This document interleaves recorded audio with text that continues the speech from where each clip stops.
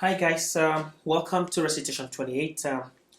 This recitation will cover mostly relativity and one question on the diffraction from slit. So I'll go through understanding the two concepts we have in the problem, the proper time and proper length. So first thing to know, the one that have 0 is the proper time, T naught or L naught for proper length.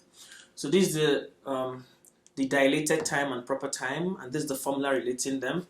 So because this thing is always less than 1, so when I multiply by something, it makes that thing smaller, so your proper time is always less than the dilated time.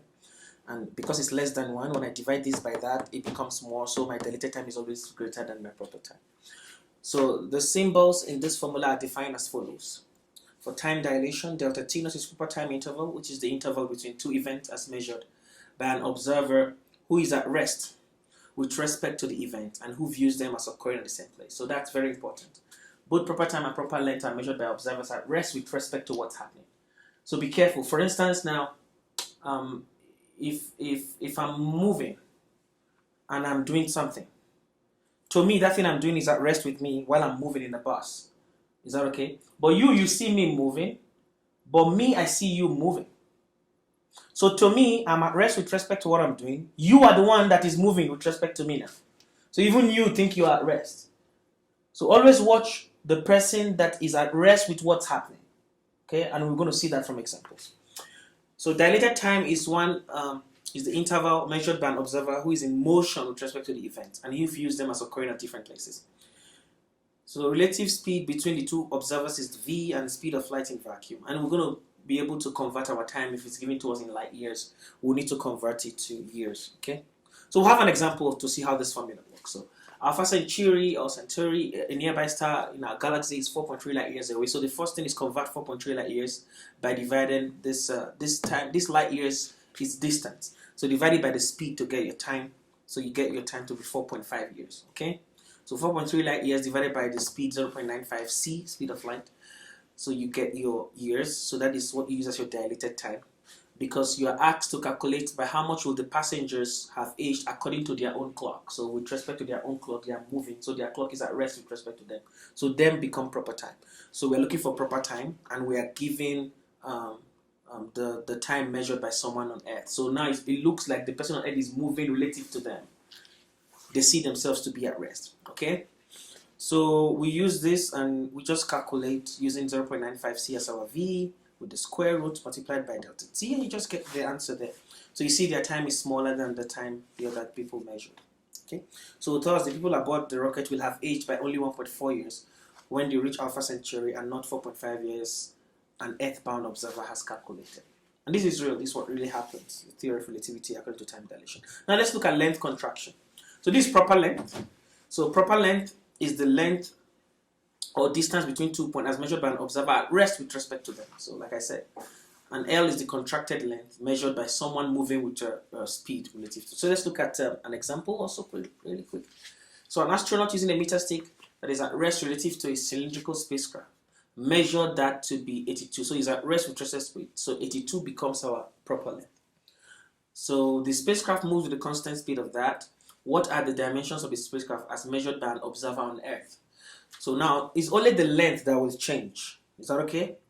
So according to this guy, this is the length. By an observer on Earth, the length is going to change. Is that okay? It will be contracted. Okay? As measured by an observer on Earth. Is that okay? So, we'll find the contracted length. Instead of 82, measured by those guys in here, they're going to get 26. So the diameter remains the same. The diameter does not change. Is that okay? It's only the length that changes. So the diameter remains 21 while the length has become 26. Okay, that's important. Okay, now let's go to recitation. Really quick, I went to recitation and got the code to take the quiz. Always true. The next problem says a single slit with a width W has white light pass through it and 4 multiple fringe patterns on a distant screen. So you're going to have M0 on the straight line without deviation, M1, M2, M3, depending on the angles of deviations like that. So each of these fringe patterns is a rainbow of colors. So red, orange, yellow, green, blue, indigo, violet.